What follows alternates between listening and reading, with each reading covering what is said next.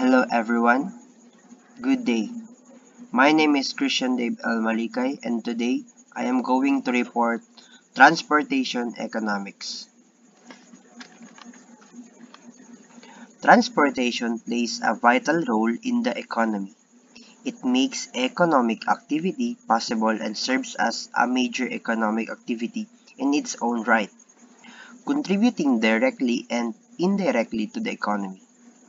Households, businesses, and the government directly consume transportation goods like for example vehicles and motor fuel, and services like passenger and freight air transportation.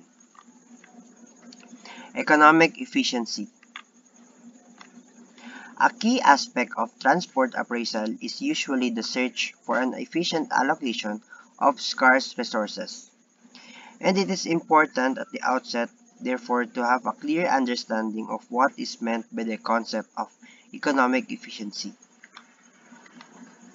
An economically efficient allocation of resources is achieved when it is impossible to make one person or group in society better off without making another group worse off. In other words, if projects could be found and undertaken which would make everyone better off, those projects would serve to promote economic efficiency. Economic efficiency and markets. In a free market, under certain conditions, an economically efficient allocation of resources will be achieved simply by the activities of producers and consumers freely buying and selling goods and services. Basically, this is because firms competing to supply products will supply them as long as the amount that people are willing to pay for them exceeds the cost of production. This may be illustrated with a simple example. As you can see in figure 4.1 at the right side of the slide, shows the market mechanism at work. Suppose that the demand for a particular good, which defines Q, is determined by the equation Q is equals to 100 minus 2P, where P is the price. This is one of the fundamental concepts of economics, the demand curve. Valuing costs and benefits. Transport efficiency. This chapter is concerned primarily with appraisal criteria for those circumstances where the state thus intervenes in the transport sector. This section considers the alternative methodologies that are available to find the willingness to pay of beneficiaries and the compensation required by losers from the effects of transport projects.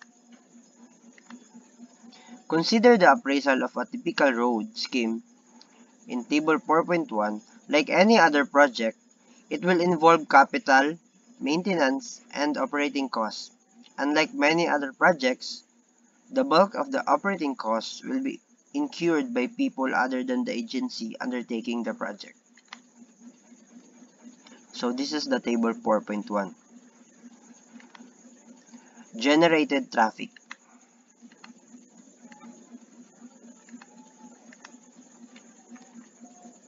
Generated traffic.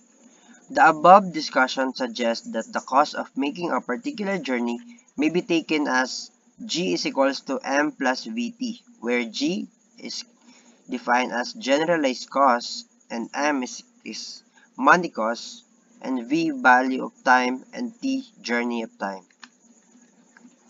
Valuing environmental effects. Transport projects have many important environmental effects, both at the local and global level. At the local level, they lead to property demolition, nuisance, visual intrusion, and air pollution. At the same time, by taking traffic off other, perhaps more environmentally sensitive roads, projects may offer environmental benefits. Equity consideration. As noted above, seeking economic efficiency involves determining those projects for which the willingness to pay of the beneficiaries exceeds the required compensation of the losers. This rule, if applied throughout the economy, ensures that a position of economic efficiency is reached.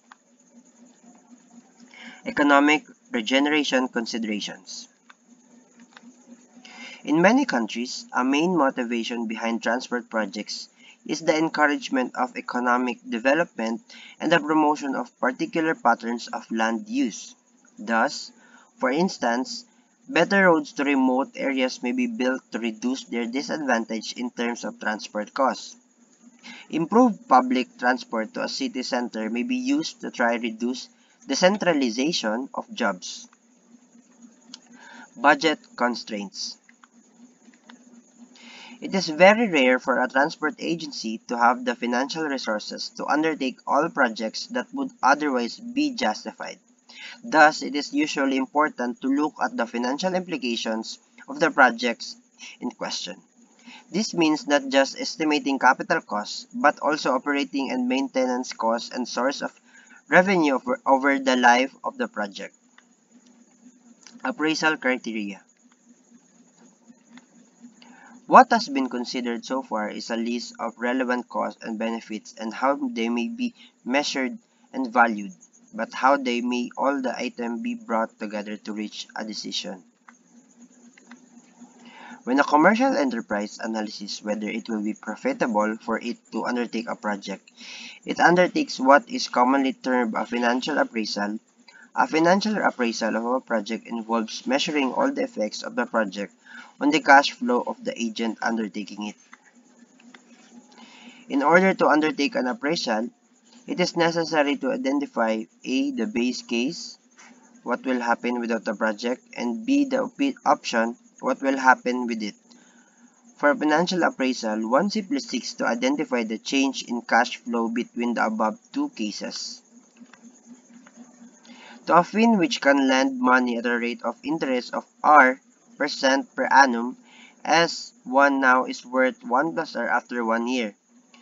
Then 1 plus R after 2 years and 1 plus R after T years, or should you say how many years. Simply reversing the procedure, it may be said then that the present value of S in 1 year's time is, so as you can see at the right side of the slide, they are the formula to obtain. Appraisal pricing policies.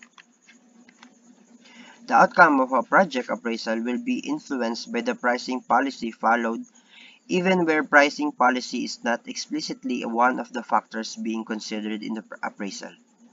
It has been argued above that the economically efficient pricing policy for a transport system, as for any other good or service, is a price at marginal cost.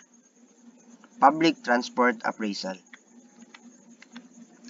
When applied to public transport, broadly the same list of issues arises as considered above in the case of roads. However, it should be noted that given the absence of appropriate pricing to cover the external costs of congestion, accidents, and environmental effects on roads, benefits often arise from public transport projects in terms of relieving this problem by diverting traffic from a car or lorry. And that's the end of the presentation. Thank you.